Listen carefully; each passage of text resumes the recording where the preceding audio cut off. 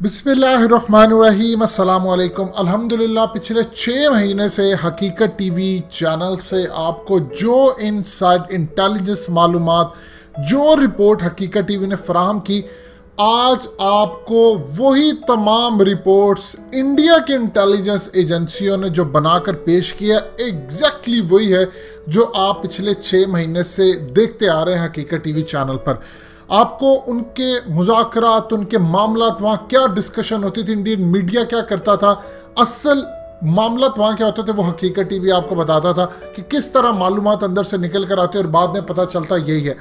अब जो इंडिया के इंटेलिजेंस एजेंसियों ने रिपोर्ट पेश की है, ये मिनिस्ट्री ऑफ डिफेंस और मोदी को, इस रिपोर्ट के अंदर आपको जो हकीकत टीवी बताने जा रहा है, आपको लगेगा कि वही तमाम चीज़ें हैं जो ऑलरेडी हकीकत टीवी बता चुका है। इस रिपोर्ट के अंदर कहा गया, मजीद डिस्कस करने से पहले इस वीडियो को लाइक करें, हकीकत टीवी को सब्सक्राइब करें और बेल आइकन पर जरूर क्लिक करें कि टोटली फेलियर हुआ है इंडिया की फौज का। और इस वक्त उसका बॉटम लाइन ये है कि इंडियन फौजियों की जो तैनाती की गई है इस वक्त चाइना के खिलाफ, ये कई हजार फौजियों की जान इस वक्त शदीद मुश्किल में है। और अगर मामला ना सुधरे तो कई हजार भारतीय फौजी इस दफा बगैर लड़े अपनी जान गंवा देंगे। असल में इंडिया की इंटेलिजेंस एजेंसियों ने अब एक जो रिपोर्ट जारी की है, और ये रिपोर्ट उन्होंने मिनिस्ट्री ऑफ डिफेंस को भी भेज दिया, मोदी को भी, और कहा गया है कि इंडियन आर्मी को पता ही नहीं है कि उन्होंने डिप्लॉयमेंट कहां पर करनी है, कितना गैप रखना है, खाना कौन सा पहुंचाना है, रूट कौन से इस्तेमाल करने हैं।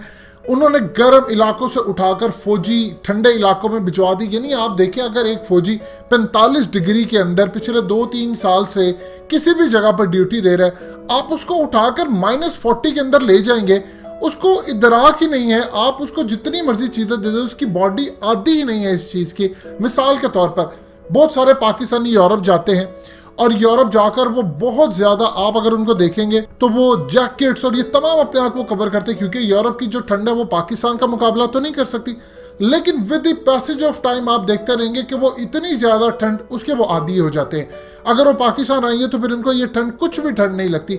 यही एग्जैक्टली इनके फौजियों के साथ सूरत हाल है। इन्होंने उठाकर गर्म इलाकों से वो पहुंचा दिए, इनको पता ही नहीं था। ये जो रिपोर्ट आज आई है जिसके अंदर बताया गया है कि इनकी डिप्लॉयमेंट, इनको कहां पर रखना था, कौन से फौजी के साथ क्या मामला पेश आना था, ये टोटली फेल हो चुका है। और अब आने वाला जो विंटर सीजन है ये किसी अजाब से कम नहीं होने वाला, क्योंकि भारतीय फौजी जो कई हजार है, यानी आप समझ लें 30-40 हजार के करीब भारतीय फौजियों की जानों को खतरा है और इनको कुछ भी हो सकता है, क्योंकि ये -40 डिग्री टेम्परेचर को बर्दाश्त करने के काबिल नहीं। जबकि चाइना ने जो अपने फौजी इस वक्त तैनात किए हैं वो इनको पिछले तकरीबन 3 सालों से डिप्लॉय करने की कोशिश कर रहा था मुख्तलिफ इलाकों में। इनको खास तौर पर उस इन्वायरमेंट के अंदर रखा गया जहां पर -डिग्री टेम्परेचर था और इनको उसकी ट्रेनिंग करवाई गई, बताया गया, इनको वो बैरक्स में रखा गया, इनको हर तरह से फैसिलिटेट करने के लिए उस माहौल का आदी बनाया गया।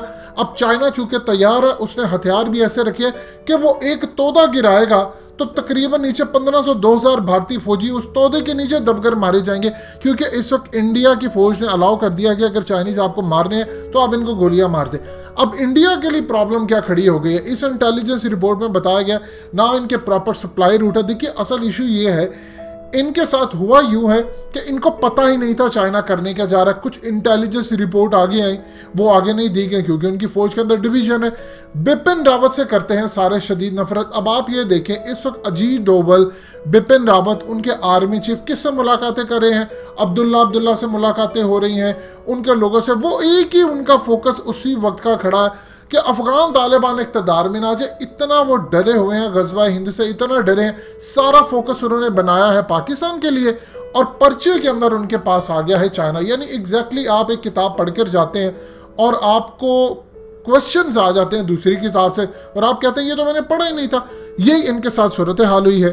मिसाल के तौर पर उन फौजियों को ऊपर जो खुराक देनी है, उस खुराक को किस तरह का देने ताकि उनका बॉडी टेम्परेचर मेंटेन रहे, उनको किस तरह की जैकेट्स देनी है जो लाइट वेट हो, या उनको किस तरह का सामान देना है कि उन्होंने ऊपर जब चढ़ाई करनी है वो खड़े हो सके, उनको चश्मे कैसे देने हैं, ग्लासेस कैसी देनी है, ये तमाम की तमाम अगर उनको, चूंकि उनको अंदाज़ा है कि विंटर पर ज़्यादा देर ठहरना है। देखिए आम रूटीन में होता ही है कि आपने चंद फौजियों के लिए एक ख़ास तरह का लिबास रखा होता है, आप हर साल वो देते हैं। लेकिन इस दफ़ा आपने, हो सकता है आपको 1.5-2 लाख फौज वहाँ डिप्लॉय करनी पड़े, 3 लाख करनी पड़े, ना आपके पास टेंट है, ना आपके पास सामान है। अब आप जल्दबाजी के अंदर जो जो चीज़ें खरीद रहे हैं, जो जहाँ से मिल रही है वो ले रहे हैं, जबकि वहाँ पर एक ख़ास टेम्परेचर है -35। और इस दफ़ा आपको कई हज़ार यानी 18,000 फीट की बुलंदी पर जाना है, ये वहाँ पर जहाँ पर ऑक्सीजन कम है। अब चाइना ने काम ये किया कि अपने फौजियों को ऑक्सीजन कम वाले इन्वायरमेंट के अंदर रखकर उनकी ट्रेनिंग की, उनको आदत पड़ गई है। इनको आदत नहीं पड़ी है 45 डिग्री टेम्परेचर से उठाकर अब -40 के अंदर आप उनको रख देंगे तो फेलियर नहीं है तो और क्या है। आप या तो इनको पहले 2-3 साल तक आप तैयार करते रहिए, आपने खास एक फौज रखी होती है जिसका इन्वायरमेंट होता है, कभी भी ऐसा नहीं होता। देखिए डिप्लॉयमेंट ज़रूर होती है एक फौजी की वहाँ पे और हर जगह का आदी होता है, लेकिन ऐसा नहीं है कि आप जंग के लिए अचानक से 45 डिग्री टेम्परेचर से उठाकर उसको -40 में ले जाए, वो कभी भी लड़ने के काबिल नहीं होगा। यहाँ पर विक्ट्री उसको कहते हैं कि अगर आप अपने फौजियों की जानें बचा ले तो समझ लीजिए आपने विक्ट्री हासिल की। लेकिन सूरत हाल इनके लिए बहुत ज़्यादा डे बाय डे खतरनाक है। अब इस इंटेलिजेंस रिपोर्ट ने पूरी तरह भांडा फोड़ दिया है कि इंडिया के ना तो इनके पास लिबास है, ना इनकी प्रॉपर कोई ट्रेनिंग है, उनको अंदाज़ा नहीं है कि किस जगह पर डिप्लॉयमेंट करनी है। एक ही इंडियन मीडिया ने रट लगाई है, राफेल आगे, अब लड़ लें राफेल से।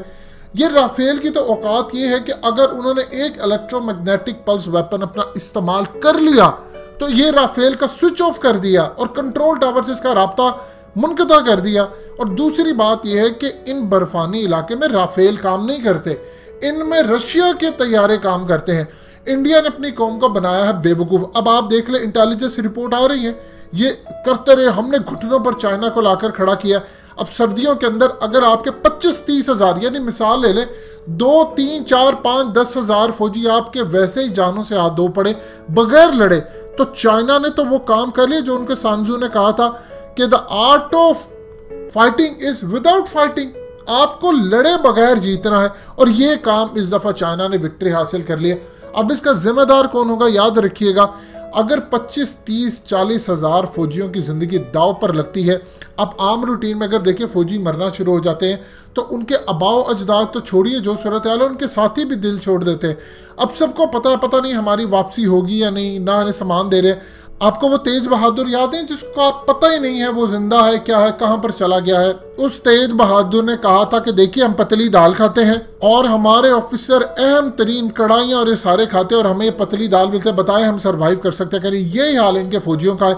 अभी तो आपको निकल कर बगावत जो सामने आने वाली है इन रिपोर्ट्स के बाद भी, अब ये सूरत हाल है वहाँ पर उनके जिस्मों पर क्या फील हो रहा है, वो फील क्या करे, वो लड़ने के काबिल है कि नहीं।